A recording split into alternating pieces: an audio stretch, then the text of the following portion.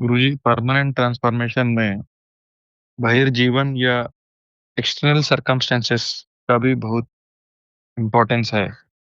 लेकिन वो कभी भी उनको जैसा चाहे वैसा नहीं मिलती, तो क्या करना चाहिए? ऐसा है, एक्सटर्नल सर्कमस्टांसेस की इम्पोर्टेंस तो है, इसमें कोई शक नहीं है।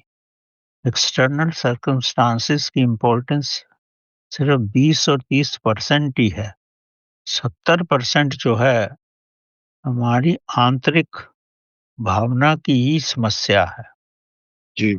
अगर आप प्रभु के साथ हैं, तो भरे बाजार में भी आप अपने नेत्र बंद करके प्रभु के साथ रह सकते हैं।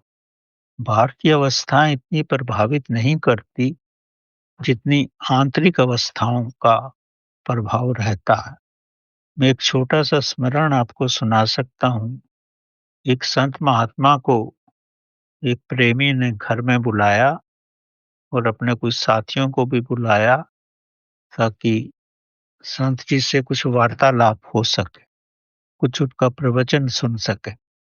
थोड़ी देर ही बैठे थे कि अर्थक्वेक आ गया और सब लोग ही उठ के चले गए।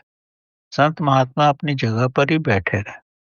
जब अर्थक्वेक 5-10 मिनट में खत्म हो गया, तो उसके मित्रगण तो नहीं वापिस आए, पर घर का मालिक तो आया। उसने देखा संत जी तो प्रभु अवस्था में बैठे हुए हैं। वो थोड़ी देर उनके साथ बैठा, फिर पूछा कि आपको परिस्थितियों ने प्रभावित नहीं किया? तो उनका कहना था, मैं तो स्वयं के अंदर ही चला गया। वो स्वयं जो है परिस्थितियों से बहुत दूर है और मेरे को तो यही पता नहीं लगा कि पृथ्वी में कितना कंपन हुआ और क्या गुज़रा।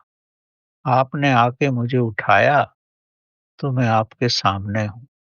कहने का मतलब ये है कि बाहर की परिस्थितियाँ प्रभावित करती हैं, लेकिन उनका प्रभाव इतना ज़्यादा नहीं है, जितना कि अंदर की प्रेरणा और अंदर की आग से होता है।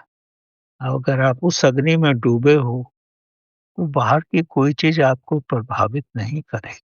कोरोना वायरस में इतने लोग बीमार हुए, मैं जानता हूँ कुछ लोगों को लेश मात्र भी असर नहीं हुआ, क्योंकि वो प्रभु के साथ थे, प्रभु की शक्ति थी उनमें।